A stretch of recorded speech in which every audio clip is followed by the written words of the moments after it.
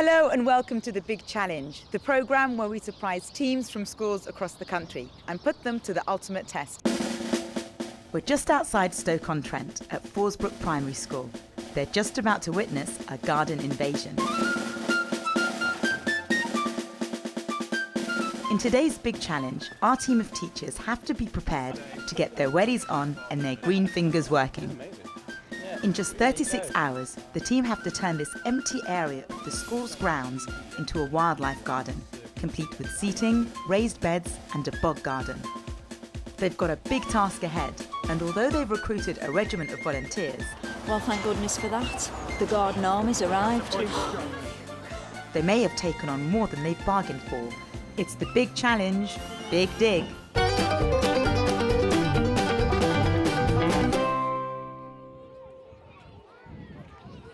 The children at Forsbrook Primary are filing in for morning assembly. The staff and pupils think a teacher's TV crew are filming a documentary about comic relief. What they don't realise is that we're about to spring a bit of a surprise. It was amazing because we knew that Teachers TV were coming in. Bill had warned us all, so we just thought it was a specific assembly about charities and about raising money for different charities. So we were sort of lulled into a sense of security, happily listening to the children singing. And then in came the presenter and the world fell apart for a few minutes. It was bizarre. Fantastic. Did I hear you say you're up for a challenge? Hello everyone, my name is Amani and I'm from Teachers TV and I need 3 members of your school staff to help me. The first person I'd like up with me is Mrs. Morley. Where's Mrs. Morley? Round of applause please everyone for Mrs. Morley. Well, we just thought it was everyday normal assembly, and then in burst someone with a microphone and everyone was a bit shocked. Second member of the team is Miss Champ. Where is Miss Champ?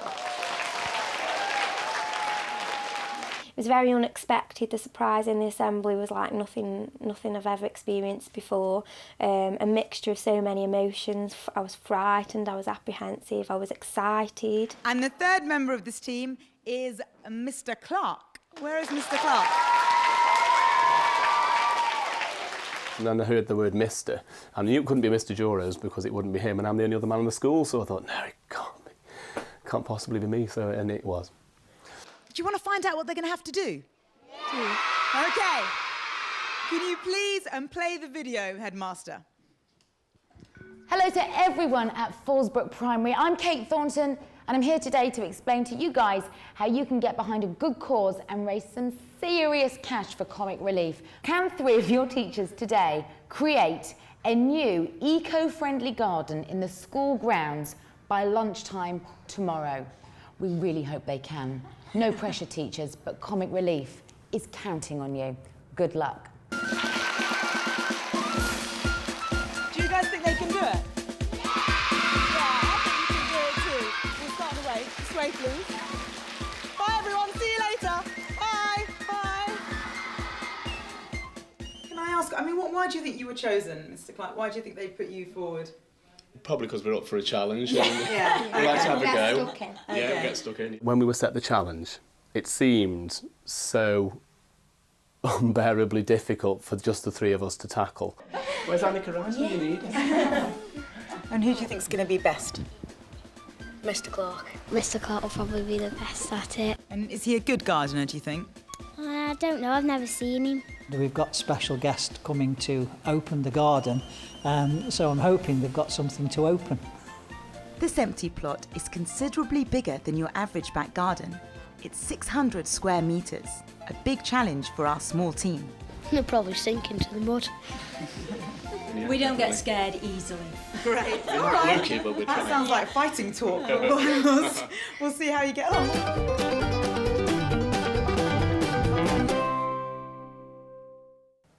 The first step is drawing up a plan for the garden. Justin is already taking control.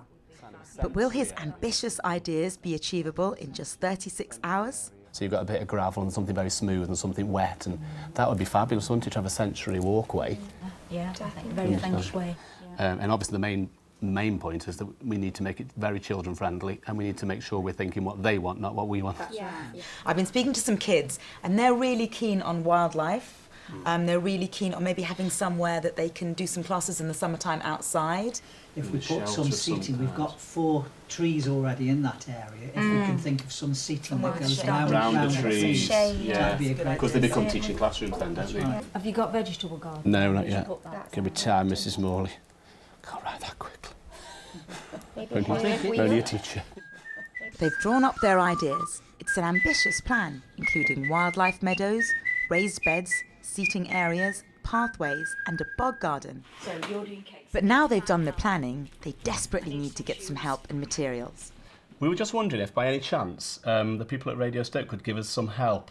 We're actually trying to create... While Sue and Justin are making some calls, I've taken Nikki on a research trip. We're at the Staffordshire Wildlife Trust's Wolseley Centre. It's an educational resource and nature reserve. The perfect place for Nikki to get some tips about eco-friendly gardening to take back to the team. Hi, Dan. Hi. Hi. Dan, this is Nikki. Hi, Nikki. Nice to meet you. Nikki, Dan is a nature reserve warden, so he can give you some useful tips for your garden back at the school. So any questions you have, he's your man. Shall we go? Yeah, well, we've built this wildlife garden here at the Wolseley Centre, so if we go in, I can show you around. Thank you.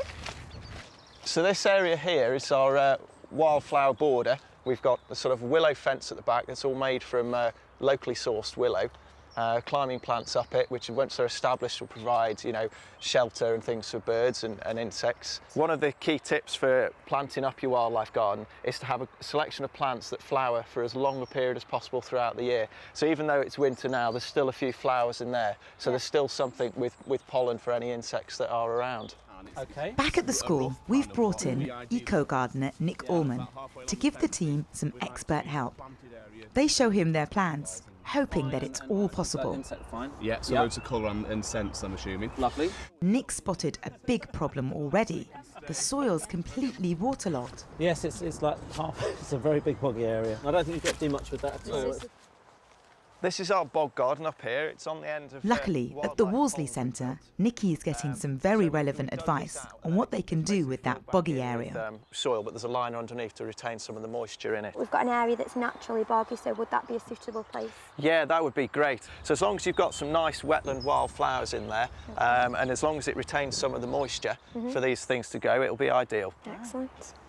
Is there any specific food that we need to put out to attract certain birds? Well, I think the secret is to have a variety of food for different things. So we've got peanut holders here that attract particularly the tits and the woodpeckers. We've got a seed holder here with a smaller seed for some of the finches. And then we've got the open table where we put a variety of different things, which again, robins will feed off there. I think the really important thing to remember with birds is that as well as having food, they need water.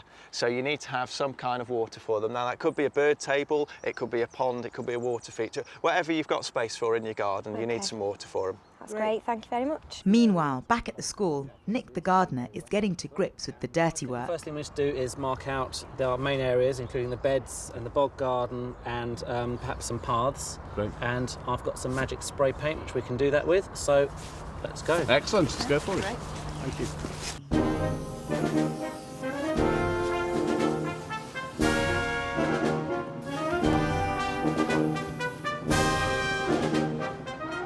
It looks like the team's phone calls are paying off. They've managed to borrow some equipment. Sue's recruited the sixth form from the local high school, Blythe Bridge, and some of the Fallsbrook parents have also volunteered to give a helping hand. Well, thank goodness for that. The garden army's arrived. Sue may have an army of helpers, but they're finding the task a bit daunting. Down in the bottom corner there, we're going to have a boggy, marshy area. Across the fence at the back there, we're going to have some maybe nicer panels so that it isn't quite so stark. Nothing's ever really been done with it. There were plans, but it was something we thought was such a major operation to do, and nothing had got done with it. We wanted to do it. So this was a wonderful opportunity. Head teacher Bill DeRose has joined the team and got stuck into the digging. Fantastic. It's amazing the number of people who've turned up, the volunteers from the high school and parent volunteers. The team of volunteers are really getting into the digging, but the distinctive local clay soil is proving hard work. Luckily, Sue's on hand to rally the troops. Okay, that's great. You're doing a fantastic job. This must be really hard to dig, is it? Yes. It's just so wet. It's very sort of. I mean, obviously we're in the potteries, aren't we? Yeah. You know, it's clay soil. It's 11 o'clock, and despite the difficulties with the boggy soil, the pathways and beds are taking shape. Some volunteer dads with carpentry skills have turned up to help out. They get working straight away to make the seating around the central tree. It's not long before Sergeant Sue is checking up on them. Hi, how's it going then? It's going great. A few modifications to it. That's fabulous, well done. Right, keep up the hard work. Thank I'll go you. and get a cup of tea. Oh, yeah, thank you. Although a lot of materials have been donated, the team are worried they haven't got enough wood. Sue gets on the case. Hi, James. It's Sue Morley here from Forsbrook Primary School. Right, you kindly donated some oak boards and oak stakes. Well, guess what? We need some more. A shortage of wood is not the only problem they've got. They can't get started on the pathways until they've got the pegs for the weed suppressant matting. The team have sent Justin to a local supplier to see if he can charm them into a donation. Right, we've arrived at JFH Horticultural Supplies, so hopefully they've got the pegs that we need for the project, and hopefully if I can sweet talk them round, we can get them at a really good price, or perhaps we can black them completely. Let's see what we can do. Hello. Hello, how are you? Good morning, I'm Justin from Forsbrook Primary School. Very good. Hello. I was just wondering if you could do us a huge favour.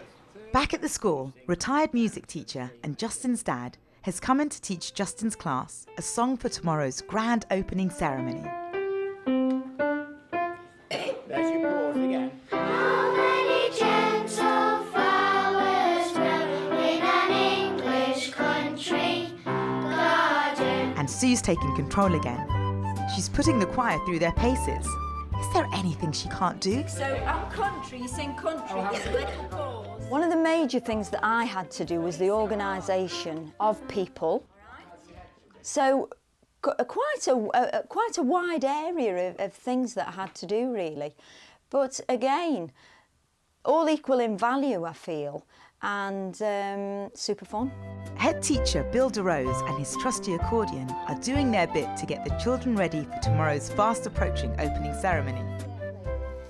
Justin's sweet talking seems to have done the trick. Look, Forsbrook, 200 pegs, mission accomplished, the project goes on. Fantastic.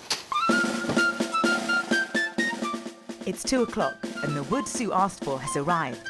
The volunteers can really get cracking on those pathways. Justin's back and is getting down to work. And with the pegs he got for the matting, there's no stopping them. Nikki's arrived back from the Staffordshire Wildlife Trust with some crucial tips. I've had some great tips about getting some birds in. We need things like peanuts, and he also said that water was really important, didn't he? So maybe a bird bath or water on the table itself. We need to get some things like buddleias to attract the butterflies. Yeah, sure. We need to get some wild seeds and plant those in the spring so that we can get a really nice wild garden. The plans that we made were really good. When I got to the Wildlife Centre, I realised that a lot of the things that we wanted to put in place were achievable within the time limit. Maybe not in phase 1, but then we could go on and do those things in the future. So when I got back, I got straight into helping to construct the path, so we were digging trenches to put the oak panels in, and it was a busy day from then on.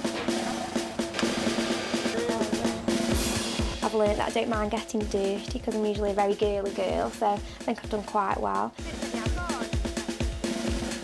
A special visitor has arrived to give his advice. Matthew Wilson, a BBC Gardeners World expert and curator of the nearby RHS garden, Harlow Carr, has dropped by to see how the project is developing. Are you pleased at how it's all going? We're really pleased, yes, it's going really well. Everybody's so keen, so eager. Do you think you're going to do your challenge? Are you going to make it? Without a doubt, Nikki's going to work really hard to make sure we do what you know. I am. So shall we go and have a look at your bog garden then? See how that's getting on? Is this the kind of thing we should be doing? Is this looking good so far? Well, I mean, you're probably almost at the right depth there, I think, which I'm sure will cheer up the boys knowing. What bog gardens do, of course, is they allow you to have a very wet habitat which suits all sorts of things like amphibians and lots of specific insects that will actually enjoy those kind of habitats, and you can grow the sort of waterside plants, which again are perfect for those sort of animals. Great. So it takes the danger away, but it allows you to have lots of the aspects of a water feature without the water feature. That's brilliant. So it's perfect for. Perfect. for your- What about maintenance? When we've actually created it, and we think that's fantastic, what kind of maintenance does it require, a bog garden? Whenever you're planting, doesn't matter whether it's this or anywhere else, put a really good mulch down. Yeah. It's absolutely crucial, and do it as soon after you've planted as you can. Right. And that will just keep the weeds down. Otherwise, really, most of the plants in here are probably going to be perennials. There might be some woody plants, and they're just going to need cutting down late spring. Right. Brilliant. So pretty easy to maintain. then. Yeah, it should be really easy, yeah.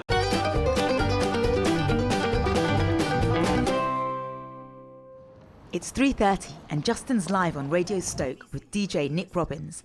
He hopes to drum up some local support for the opening ceremony tomorrow. Tell us what's going on. We're getting a bit panicky, but it's looking good. It's taking shape. We're very impressed so far. So it's kind of like Challenge Anarchus. Who have you got on board helping you? We've just got loads of helpers, and Sue Morley and Nikki Champ, 2 members of staff from our school, are both in the challenge with me. And they're obviously not working as hard as I am, but they're trying their best. I'm working very hard here, just thinking about it. So if I give out where you are, people can come down and help a bit with it. Bring a shovel, bring some wellies. Bring some money. Bring some Would cash. be fantastic, yeah. We are actually having an opening ceremony at 1 o'clock on Thursday, and we plan Tomorrow? Yes, tomorrow. Thank you. Don't be just stressing me now. No, sorry, Justin. And we are thank you.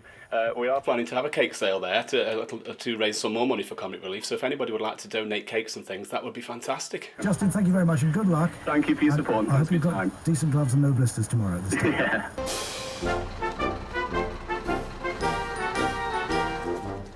It's getting dark and even more wood is arriving, but it looks like they'll need it for those raised beds. Whilst a lot of the volunteers have gone home for the evening, our team is still hard at it. Can you borrow my team?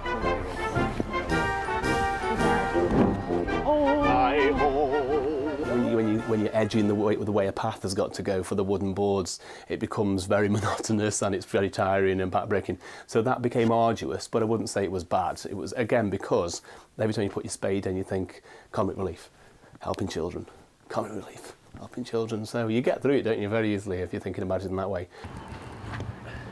It is a bit repetitive, isn't it? Yes. Have you heard the one about the horse and flogging and the dead? Yeah. I'm with you on that one all the way. It's a good job. We share a very similar sense of humour, pleased to say, but I feel even closer to them now. We've shared so much.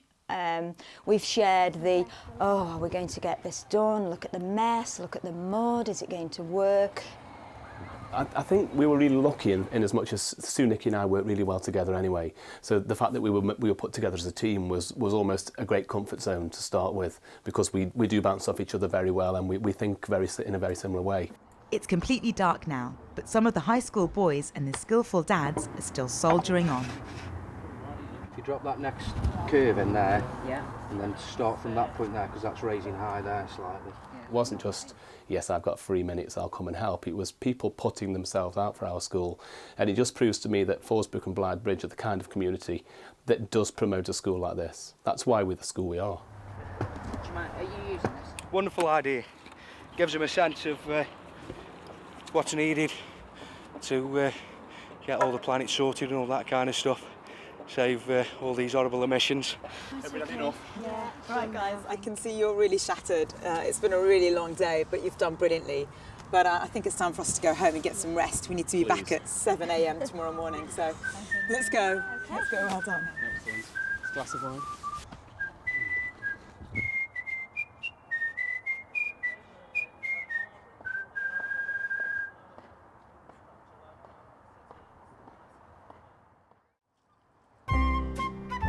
It's 7 a.m. on day 2 and the weather's looking threatening. Yesterday the team transformed this empty patch of land into something beginning to resemble an eco-garden. In only one day they've put in some raised beds, they've created pathways, and they've built outdoor seating. There's a lot that needs doing before the grand opening at 1 o'clock. They need to work really fast to get the mulch down and the planting in.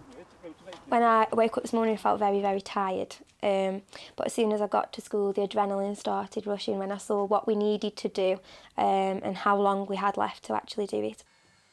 I did think, you know, it's such a big area out there to create, but I was overwhelmed with the support from the public and the children at the high school. It's fantastic.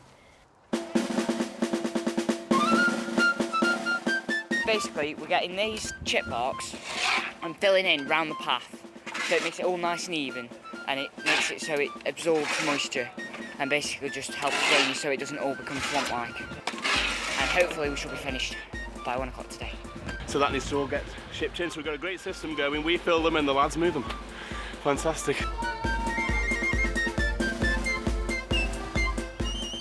So the mulch pile is slowly going down, and Nikki's inside, following up on the advice from the Wildlife Trust about birds needing water. Go for it, Nick. Okay. And now I'm just going to try and find somewhere to donate a bird bath from very kind people. So I'm going to make some phone calls. Back in the garden, the hole they dug yesterday needs to be transformed into a bog garden. First step, put down some liner. Next step, put some holes in the liner. If we don't put any holes in it, then it will be basically, it'll be quicksand, basically. And finally, you remember all that mud they dug out yesterday? Guess what? They have to put it all back. It took a long time to do it, and we were for ages. And now we're going to be here a long time putting it back in. It's a bit tiring, but we're getting there. In the rest of the garden, some extra seating is being built, and one of the children's grandmothers has arrived to help plant the raised beds. I think there's a generation that have missed out on family gardening, and hopefully this will reintroduce them to life in the country. There? Or a bit higher, you thinking? There's no sign of the bird bath yet, but they have got some bird boxes to go up. The boys are the lords of the bog dance. It looks like Nikki's having trouble getting the bird bath. I'm just explaining to Sue that I've rang 3 places for a stone bird bath. 2 people said no, even though I explained that it was for charity, which I'm quite disappointed about. I've rang a local farm that hand make them on site. He's going to have a look round his factory and see, well, his area and see what he's got available and ring me back. As a result of Justin's radio appeal, a local garden centre has donated lots of plants. And a retired local teacher, Paul Amyson, also heard the radio appeal and baked some cakes, especially for the grand opening. I just bake cakes for fun now. You just bake cakes for fun. Wow, what a kind man. Thank you very much.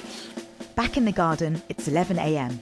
With only 2 hours to go, Nick and Justin need to get planting. We've got these buddleias here, which the butterflies love. If you pop one perhaps down here behind the bench, because they smell very nice. They've got a lovely honey smell. Yeah, fabulous. It's St John's wort, which is used in a lot of homeopathic remedies. I think for sort of winter depression. And then we've got some ceanothus, these are very nice. They're an evergreen plant, and they'll Ceanothus, that's how you say that. Provide a nice screen. Yeah. They flower nice and early in the spring. We have a choicea. A choicea. Which is also evergreen, so that's nice. It means that even though if it's not in flower, you've got something green all the year round, which is nice. It's a nice shrub. They get to a good size. They've got lovely white flowers. Right. Justin's learning about the plants. But what's that tug of war going on in the background? What we've got here are 2 very nice, healthy-looking... In case you missed it, here it comes again. Lovely. Thank you, B&Q, for the kind donation. Nikki's looking very pleased with herself. JP Stonecraft are donating a bird bath, so we need to go and get it. So what a kind man. Back in the garden, they've still got quite a way to go, and time's running out. 35 minutes to go. A local company donated some signs, but they've only got minutes to get them in. They've still got lots of planting to do, but the bird baths have arrived. Never worked with children, animals or teachers. With only 20 minutes to go, Sue's on a mission to get everything ready for the opening ceremony. Because I've just found a mountain of cakes. Parents of children at the school have baked and donated even more cakes for the fundraising. That's that done. No, it isn't. See, every home should have a cupboard like that, shouldn't they? It looks like they're going to make it. They've got a few minutes left for the finishing touches and the arrival of the garden centrepiece, the arbour, as long as they can get it through the gates. With only minutes to go, Sue's in a panic for the all-important red ribbon. I knew you'd do it, I knew you'd do it.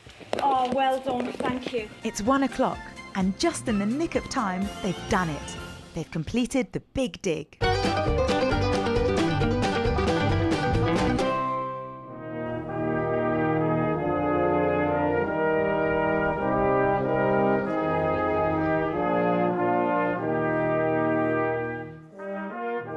It's been a tough 36 hours, but Team Fallsbrook have totally transformed this previously neglected plot of land.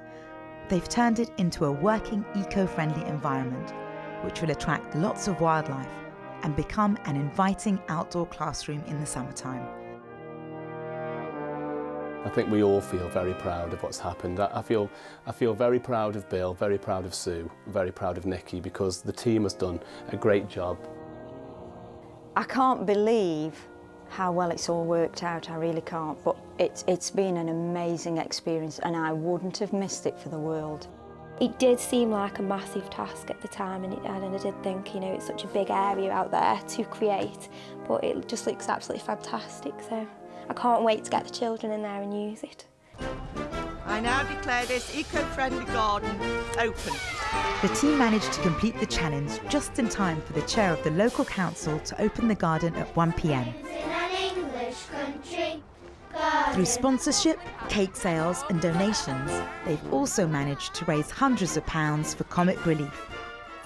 Well, that's about it for this big challenge. All that remains for me to do is to thank the staff and pupils here at Fallsbrook Primary School and, of course, the volunteers and local suppliers that helped them pull it off. See you next time.